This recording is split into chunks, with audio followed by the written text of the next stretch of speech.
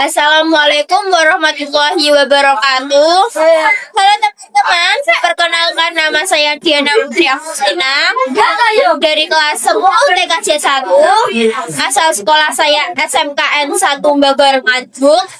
Di sini saya akan menjelaskan fungsi-fungsi komponen hardware dalam komputer atau PC. Yang pertama ada PSU atau yang disebut dengan Power Supply Unit, yang berfungsi untuk mengubah arus listrik AC ke DC yang disalurkan melalui komponen dalam casing seperti motherboard, ODD, dan HDD. PSU ini memiliki beberapa kabel, yaitu yang pertama ada kabel ATX power motherboard yang ditancapkan ke motherboard yang memiliki 24 pin. Yang kedua ada power ATX power processor yang berjumlah 4 pin. Yang ketiga ada kabel SATA. Kabel SATA ini ditancapkan ke ODD dan HDD. Ada juga kabel tambahan, yaitu kabel SATA. Yang kedua ada prosesor. Prosesor ini berfungsi untuk memproses perintah dari pengguna dan menampilkan hasilnya melalui output bandwidth.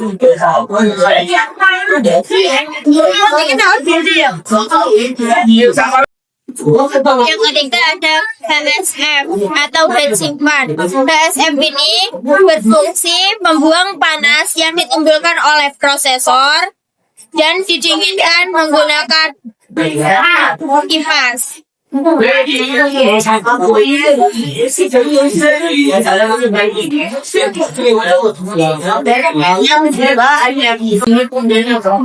Yang keempat ada HDD atau yang disebut dengan hard disk drive. HDD ini berfungsi untuk menyimpan file dengan kapasitas besar dalam jangka waktu yang panjang atau waktu yang lama.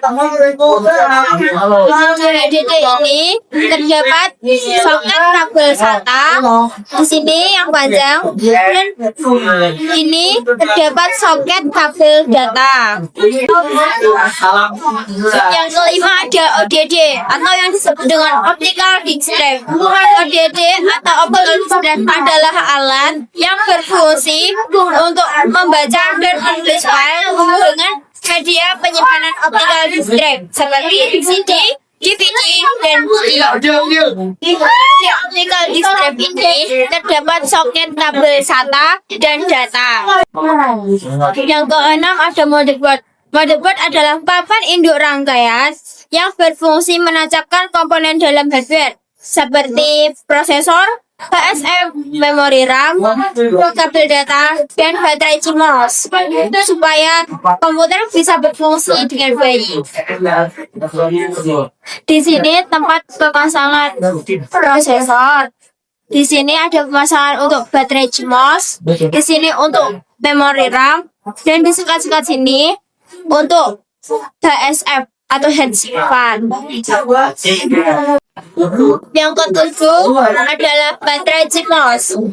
Baterai CMOS ini berfungsi sebagai tenaga tambahan untuk menyimpan konfigurasi BIOS supaya tidak hilang. Baterai CMOS ini berbentuk lingkaran kecil seperti ini.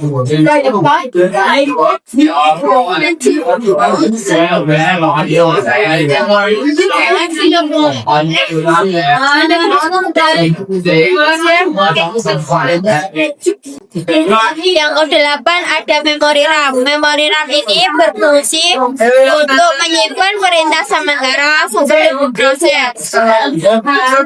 Memori RAM ini berbentuk persegi panjang dan memiliki sekat di tengah-tengah untuk menancapkannya ke motherboard.